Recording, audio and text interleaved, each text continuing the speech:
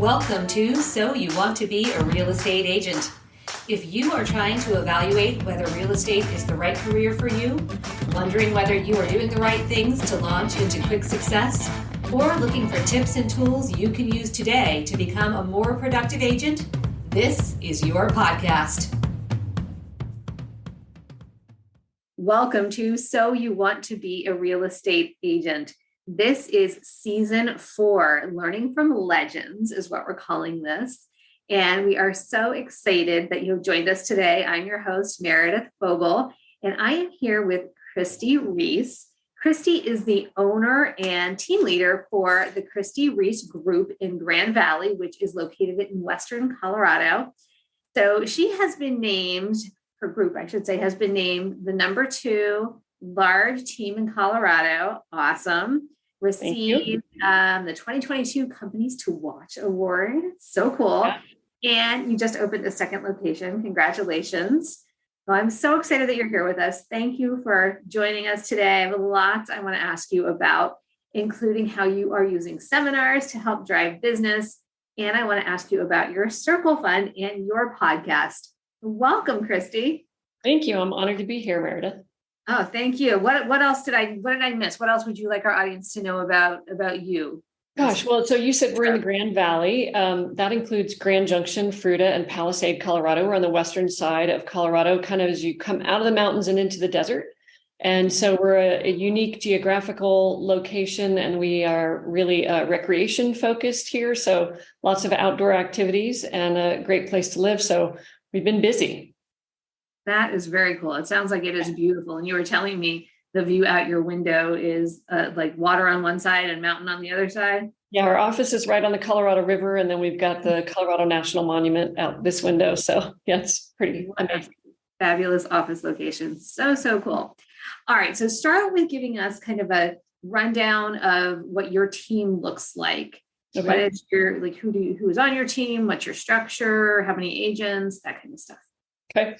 So I started a team about 9 years ago, and 8 or 9 years ago when I was at another firm.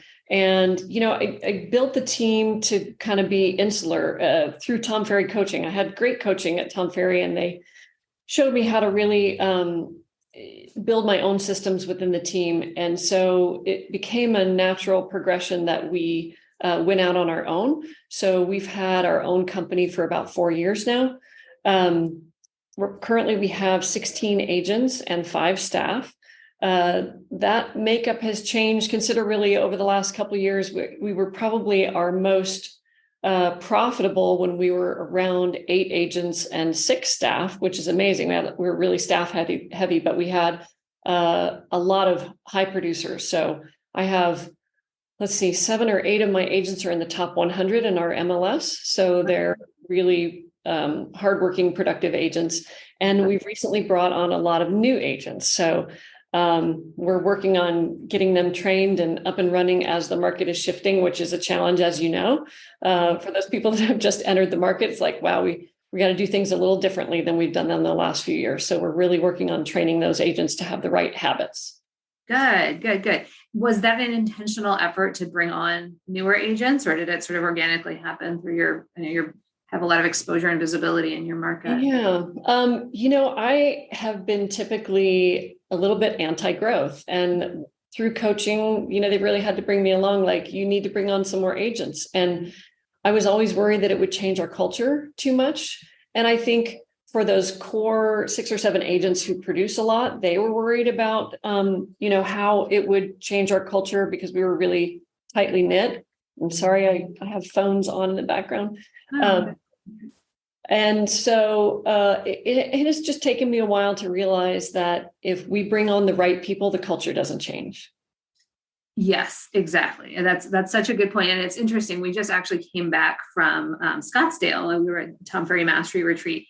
And this was a really resonant theme amongst all of the team leaders there, or, if there were any exceptions, I didn't hear them, because the real push is grow. You need more agents. And I think we all have this kind of fear of bringing on more people, bringing on the wrong people, disrupting the culture. That was a big concern that was shared. And you just mentioned one of the ways you do that is bring on the right agents. So talk to us about that. How do you make sure you're doing that? We have a pretty good interview process now, and we let agents know right up front that we're very selective. So it's not an open door policy of the Christi Reece Group. We don't accept just anybody. We want to make sure that we have some requirements: humble, hungry, smart, coachable. Those are the 4 things that we really look for. But there's a lot of people that don't think they want to be on a team, or they don't like the splits. And so when they come in here and we talk about everything that we have to offer, we want them to leave here being excited. Like, wow, I want to be a part of that group because I love what they are doing in the community. I love the way they run their business. I love their social media. I love the energy. I love the training. When someone walks out of here and goes, I don't need that, then they're not for us. So, but we still don't take everybody that wants to come work here. They have to have a unique combination of things that we're looking for, and they have to be a good culture fit. They have to be fun. I should add that to the list. That should be number 5. Like, have a sense of humor, for God's sakes. Right. Yeah. This business is way too tough not to have a sense of humor. Absolutely. So, interesting point that you made about people who come in and want the splits. And I have this question for you. I wasn't planning on asking this, but one of my recruiters this morning spoke to a brand new agent and came up and said to me, I just don't think, and it was just a phone screening. I don't think this person is a fit because the first thing out of their mouth was, well, my major thing is the split. What's your split? And the recruiter said, I immediately decided that wasn't going to be for us. But I wonder, do you ever find someone who says that and then they turn out to actually be a good fit? You do? Yeah, absolutely. So a couple of things I will say about that. And I learned this through coaching. Just like when you are presenting to a seller and they want to argue about your commission, and you say, it's not about the commission you pay, it's about what you take home. That's the conversation we have with agents. Let's not talk about the splits. Let's talk about how much money you're going to make, because I can show you how much my agents make and it will blow your mind, right? Like, my top agents are making a ton of money. And so if we can show them some of those numbers, they're blown away. And we say, this is only possible because we provide so much support for our agents that they're focused on money-making,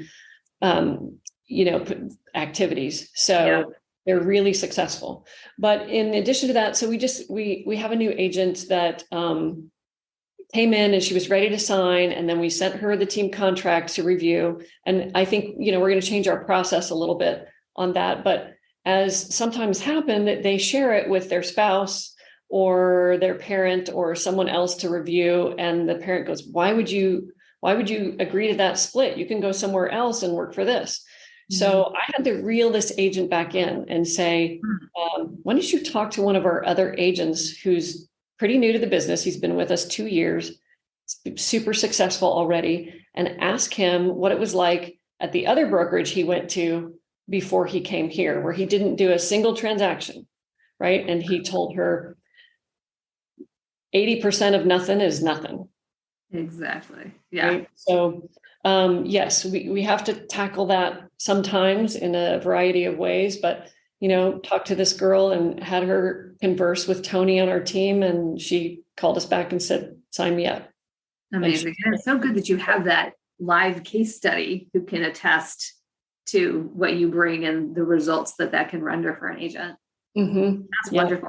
Now, how does your team look as far as division between the newbies and the higher producing agents? Does everybody learn and work together? Do you have some tiering going on? What does that look like? So we do have pretty much everybody working together. We are just a little bit looser on our accountability requirements for the more seasoned agents. Mike on our team, who closed, I think, 60 deals last year, he says, if you make me track, I'm going to go somewhere else. So Mike doesn't have to track, but he keeps up with his clients. And we know because his reviews are great and, he's constantly got business going. Yeah. But then we have Karen, who is a top producer on the team, who tracks everything and is a great example for the newer agents. So we really try to bring her in on a lot of trainings to show her techniques and her dedication to tracking and how it can improve your business. Mm-hmm. So we do have a little bit of difference in that regard, but we suggest that everybody be on the huddle. We huddle every morning at 8:45 on the phone. Mm-hmm. And the experienced agents love being there, and they set a good example for the newer agents. Like, this is important. This is how we connect with each other every day. We do, a lot of shadowing. And so the newer agents get to know the more experienced agents. And I think that's part of our culture. And the experienced agents that are here really benefited when they came on the team, either shadowing me or, some of the agents that have been here the longest. And so they realize that it's part of helping these new agents be successful. So we really work together. That we're all involved in the role play and the team meetings. Nobody likes to miss the team meetings, and we do a lot of trainings there. So wonderful. It sounds really collaborative, and it sounds like you've given the more experienced agents a way to give back and feel significant in the lives of these newer agents too, which is awesome. Awesome. All right. So let's pivot to how you got into real estate to begin with. What was your background before? Well, my dad was a realtor, so I got licensed. I'm 31 years in the business this month. So God. I got my license when I was 24. And like you were too, apparently. Right? Yeah. Right. Thanks. And I started selling with him, and I really didn't think that it's what I wanted to do for the rest of my life. So I continued to hold my real estate license, but I kind of dove into some other careers. I had a little retail shop for a while. I got into body work, and I did some other things, but I kept falling into real estate deals. And when I moved to Grand Junction, I just kept kind of coming into deals, and the timing was good. And so I opened I didn't open an office here. I opened my practice here with another agency, and I pretty quickly became the top producer at the company. So it was an interesting evolution then to opening my own company, because if you had asked me during those years, and people did, why don't you start your own thing? I'd say, no way. I don't want to deal with all the stuff that comes along with owning a brokerage. Mm-hmm. But it was just a natural progression as we tightened up all of our systems and kind of became our own little entity and a team within another brokerage. We finally decided to go out on our own, and that's been a good thing. Yeah, it certainly has been a good thing. You can see that in the results and accolades. Let me go back to you saying that you quickly became a top producer as a solo agent. And I know our audience is probably thinking, how? What are like the top few things you would share that allows you to accelerate so quickly in your career? I think at the time, so I'd have to think about what years this was 15 years ago. We were still delivering contracts by hand, right? I mean, you'd fax them sometimes, but we were still in the practice of driving across town with 6 copies of a contract and an earnest money check. Yep.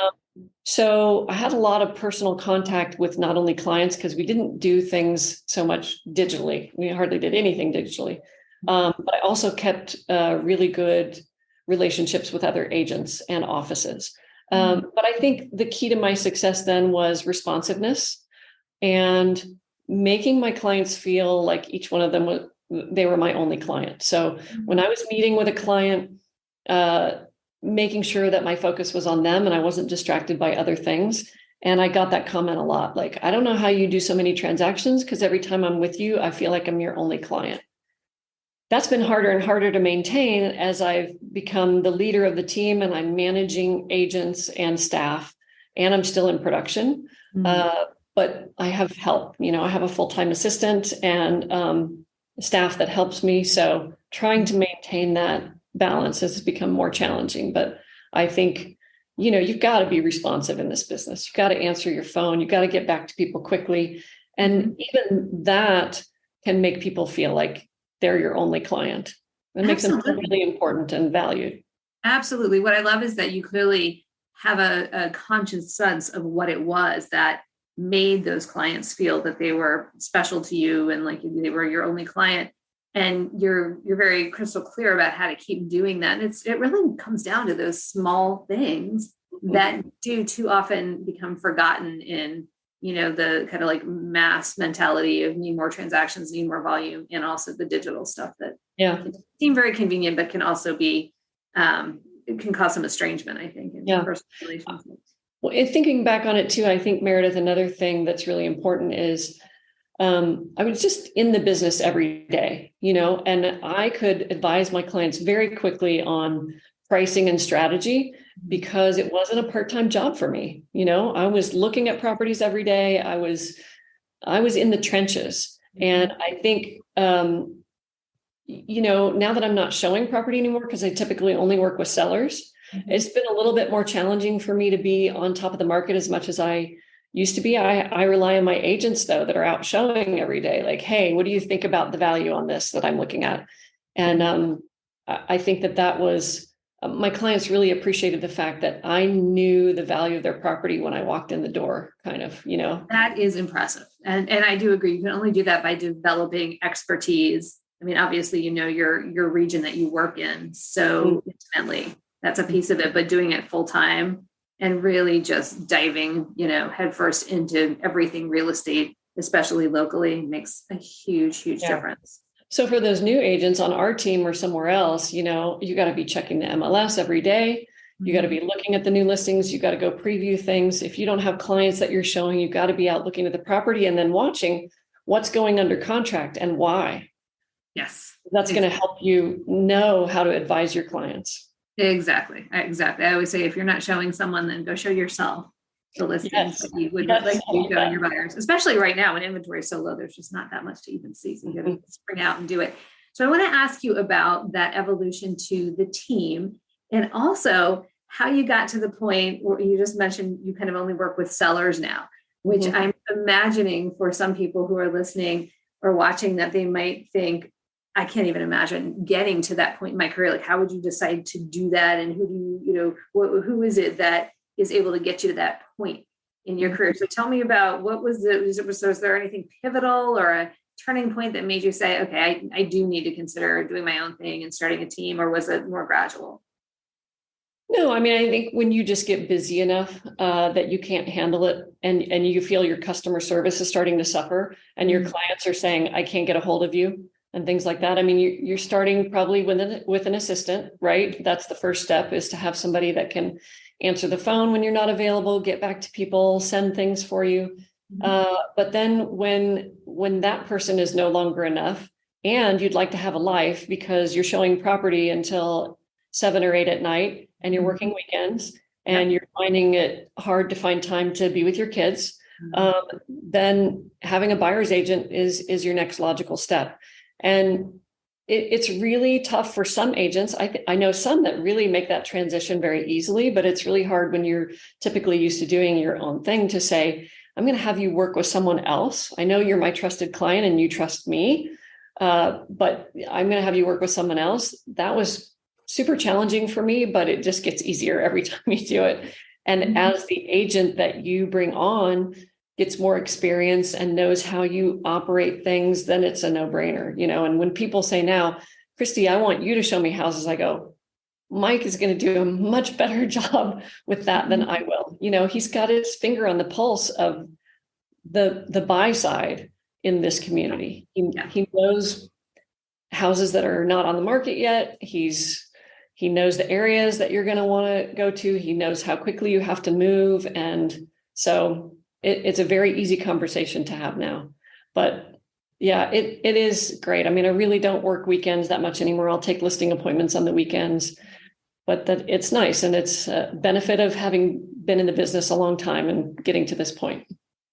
Absolutely. Absolutely. And I think it is another one of those sort of like self-limiting beliefs sometimes, that people are only going to want to work with you. And they do sometimes verbally say, oh, I was really hoping it was going to be you that would do that. Do you find that presenting it from the beginning as, Mike and I work as a team, and, here's what he's going to do, here's what I'm going to do. Does that help? Do you do that at the outset? Yeah, sometimes, but I talked to a new client yesterday, and I had the initial intake interview over the phone with her. And I said, I'm going to pair with one of my agents on my team who's going to start sending you some properties, and you can reach out to either one of us when you see something that you like. But I'm going to direct her in that regard. And she was fine with that. Good. Yeah. People usually are. I think it's interesting that they tend to be completely accepting when we kind of are worried that they won't be. Mhm. All right, so you built your team and you started bringing people on, and you've now got this kind of like the new team going. With your expansion to the second location, how did that come about? Was that the size of the team, or how? Tell me more about that process.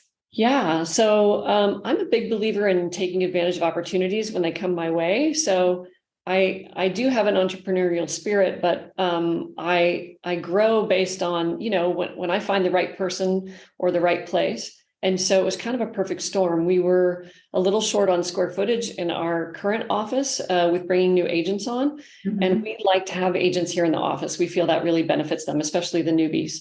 So and then I heard about an agent in Fruta, which is a community just about 20 miles from our current office, who was thinking about getting out of the business. And she had built a really great business out in Fruta. And I called her and I said, Jerry, how are you going to transition out of the business? She said, I don't know. And I said, I'm on my way out to visit with you right now.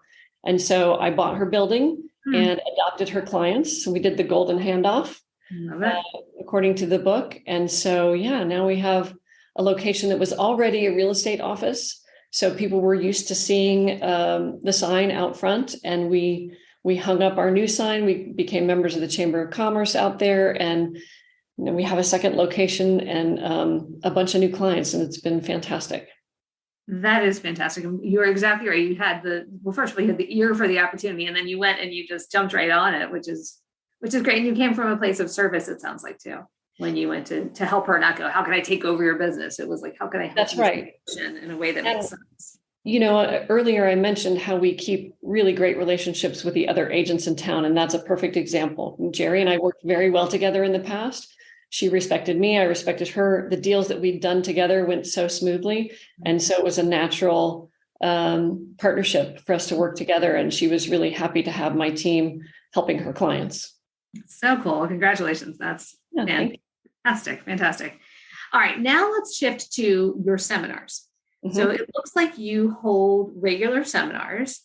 And I'm curious to know, what are they, different topics, more about, how are they presented? Even how do you go about inviting people? What does the follow-up process look like? And what kind of results are you seeing? Yeah. So we're actually kind of just getting started with seminars, but we've been really successful so far.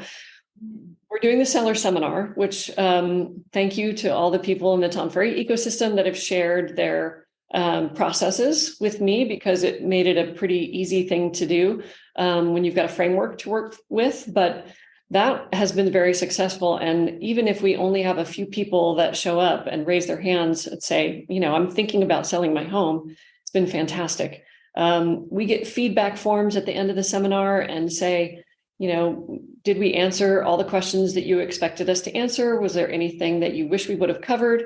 And that's been really helpful in letting us improve our program. But the response has been fantastic. And we have a community that is not focused on really one demographic. I know some of the agents that do this talk about, they're looking at mostly older demographic, Yeah.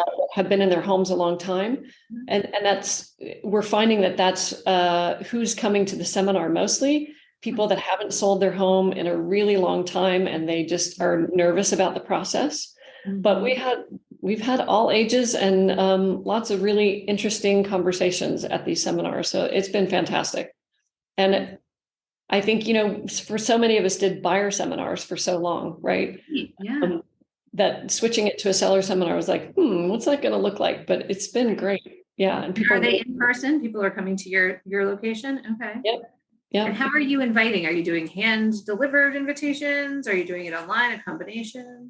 So we're making sure that every agent that does an open house on the weekend has a stack of flyers. So we're handing those out to people there. We're putting information in all of our farming postcards. It's got, here's the next date of our seminar, and here's how you sign up. Lots of social media, of course, and we're trying to do more email marketing.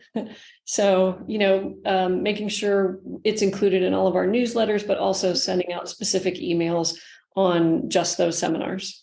Okay, And so you're actually, getting the message really really out there. Yeah, and we're a community of about 170,000 valley-wide, and our newspaper is still really popular. So we have done some newspaper ads as well. Perfect. Great. Okay. And then what does the follow-up look like? Are you reaching out via those feedback forms, the information you get on the feedback forms, to what are you doing? Answering additional questions, or what does it look like for you? Yep, absolutely. We're calling and emailing. So we're sending a thank you email with a video. Thanks for attending. It was really great to meet you. You'll be hearing from someone from our team, and then we follow up with a phone call and ask if we didn't schedule an appointment at the seminar, then we're seeing if we can schedule an appointment. And, some of these folks aren't ready to sell right now, but we love the fact that they're planning ahead, because that makes all of our jobs easier. It makes their life easier if they're planning ahead, and it makes our job easier too. So we let them know that we can come out and look at their house now and give them some ideas of what they might need to do to get it ready, if it's next year or 5 years. So people have been really open to that. That is wonderful. That's great. It sounds like a really good strategy, and you've got the system very streamlined and nice content. Are you doing the presenting, or do you have partners presenting, or your agents present? I've been doing the presenting so far, but we're really trying to get the program dialed in so that anybody on the team can feel comfortable hosting. And I really want to give my agents that opportunity. They're welcome to attend, and I am letting them know that this is not just listings for me. Like, if we have 10 people show up, you're welcome to mix, mingle, meet, try to schedule an appointment with those folks when they're here. So it's an opportunity for all the agents on the team, but we found that it's good to have maybe 5 agents here at each seminar and not overwhelm the attendees with 16 agents, 17 agents. Yeah, for sure. And you do food and beverage during your seminars too, right? Okay. Yep, just light snacks. Awesome. Okay. Now let's pivot to talk about your Circle Fund. Tell me about that. What is it? How did it come about? How do you choose the beneficiaries? Yeah, so we're really proud of this program. And when we were a team at another brokerage firm, we were at a global banker agency here in town. And we just were unhappy with what we were getting for our money that we're paying into that local agency. And I listen to a lot of podcasts when I hike, and I was listening to one. I like How I Built This. It's about how entrepreneurs built their companies. And I was listening to the one about Tom's shoes and how they donate shoes for every one they sell. They'll donate a pair. Yep. And I thought to myself, wow, we're paying so much into this company and not getting the service that we feel that we need. Wouldn't it be amazing if we could take some of that money and put it back into our own community? And I really wanted to build a program like that. So I took it to my team, and they all said, let's do it. So we came up with a framework where we let anybody in the community nominate a local nonprofit. And then we put a ballot out to the people on to our past clients, and let them vote on who gets the money. So we take 2% of our revenue, not our profits, but our revenue. We put it into a fund right off the top of every commission. And then every quarter, we open up nomination processes to the entire community. So we get lots of people from around the community coming to our social media and nominating organizations. And then we pick 10 to 12 organizations at random, put them on a ballot, let our clients vote. And so they get a hand in the process of giving this money to local organizations. And it's been really amazing. Then we invite the organizations here to our office to receive the check and do an interview. And we talk about their organization and promote them. And one of the most exciting things for us has been learning about organizations that we knew nothing about before, and how many small organizations are doing such great work in our community and really need help, and we're giving, depending on our quarter and how our sales have been, we've given away, $20,000 to some of these organizations, and it makes a huge difference for them. So that's phenomenal. And you're highlighting their cause as well as giving back. So good. Do you feel like I will say too, for team leaders, it's part of our culture for our agents too. Like, they don't want to go anywhere else because they love this program. Yes. Yeah. And I would imagine that's an additional compelling factor for people who feel aligned with what you do and who you are to join you as well. Yes. That's amazing. I think it's one of those two that, clearly what you put out comes back to you, and you're putting so much good out through the Circle Fund. That's incredible. Good. Wow. So much good stuff. And I said at the beginning, this always flies by. I cannot believe we're almost at time already. What else would you like to share? Any little key tips or tidbits that you would say to anyone just starting out or feeling like maybe they're a little wobbly with the market being as fluctuating the way that it is right now? Yeah. I think the thing to remember as a new agent is there's so much possibility out there. There's so much business going on, and you might think it's hard to break in, but you just got to find your little niche and dive in 100%. For the agents on our team that are struggling a little bit, we put them on an enhancement performing plan, and we hold them accountable to do this many things every day, this many phone calls, this many door knocks, this many social media posts, this many videos, this many texts. You really have to be doing it all, and you'll find what works for you, but you can't be nervous or shy about it. You got to really jump in with both feet and do what your team leader tells you is going to make you successful. If you just sit back and think the business is going to come your way, it's not. So. Right. And I think what you just said is important too, because there are certainly some solo agents out there who are trying this solo and maybe feeling like they need to go back into the career that they came from, or get into some other line of business. Joining a team or having a strong team leader or mentor like you, or company owner like you, who can spark the interest and help them reimagine where they can be if they go back to some basic fundamentals that we kind of all know but can get away from. Sometimes it's that reminder, sometimes it's just having that accountability, somebody to look up to, somebody to be in the trenches with, can just make all the difference in the world. Well, and we have an agent that came over from one of the bigger firms, and she said, there's just no feeling of camaraderie there. I feel like it's so competitive that it just kind of turns me off. And she has thrived here, and her business has taken off. She's been in the business 14 years. And just like you were saying, she just needed that jumpstart again and something to reinvigorate her. And she's found it. She's doing great. We're so proud. I'm not surprised. You run a fabulous business there, so not at all surprising. So Christi, if anybody wants to get in touch with you to learn from you, talk to you about joining your team, or work with you and your team to buy or sell, what's the best way for them to find you? Christi at ChristiReece.com is my email. And I'm always open to having a conversation. I love helping other agents, outside of our area or in. I mastermind with some of the top agents in my community who you would consider my competitors, but we learn from each other and we love working together. So always happy to share information. And everybody in the Tom Ferry ecosystem has been especially gracious and helpful to me. And I want to give that back in whatever way I can. So I appreciate you allowing me to be on your show today. It's really fun to share. I appreciate you being here. And speaking of shows, tell us about your podcast. Yeah. So I have a podcast we call The Full Circle.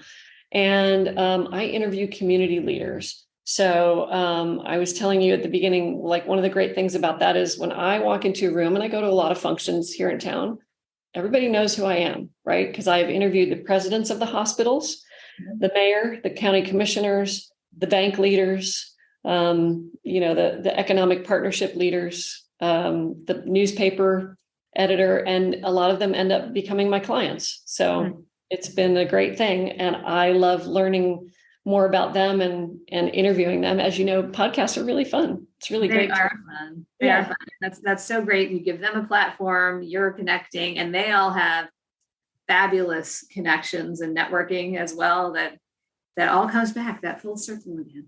And I love it when my clients say, I listened to your podcast and I had no idea about that person and that topic. And it was really fascinating. And that gives me a lot of gratitude. Yeah. So cool. Oh man. Well, Christi, thank you so much again for joining us. This has been phenomenal. Thank you everyone for listening. We appreciate you so much. Thank you to our podcast sponsors who make this show possible, the Rosec team with Embrace Mortgage, Paul Harsani with First National Bank, Village Settlements, and Peak Settlements.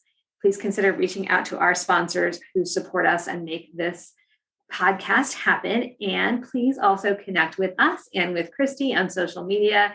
You're always welcome to leave or ask a question. And we love it when you leave us a review or rating on the platform on which you are listening. We love hearing from you. Please feel free to reach out. Thank you so much, Christi. Thank you again. Thank you, Curtis. This has been So You Want to Be a Real Estate Agent. We'll see you next time. We are so grateful you joined us today. If you benefited from the advice we share on the show, we hope you'll tune in to our next episode. Interested in learning more about my personal mentoring programs, our Career Kickstart course, or to pick up a copy of my book, Farming for Real Estate Agents, your step-by-step guide for becoming the go-to agent in your local market? Visit www.meredithvogel.com and click the Resources tab. If you are curious about becoming part of the List Realty family of agents, go to the www.thelistrealty.com website and click Careers from the About Us page, or find me at the Meredith Vogel team on social media. Thank you for listening. This has been So You Want to Be a Real Estate Agent. We'll see you next time.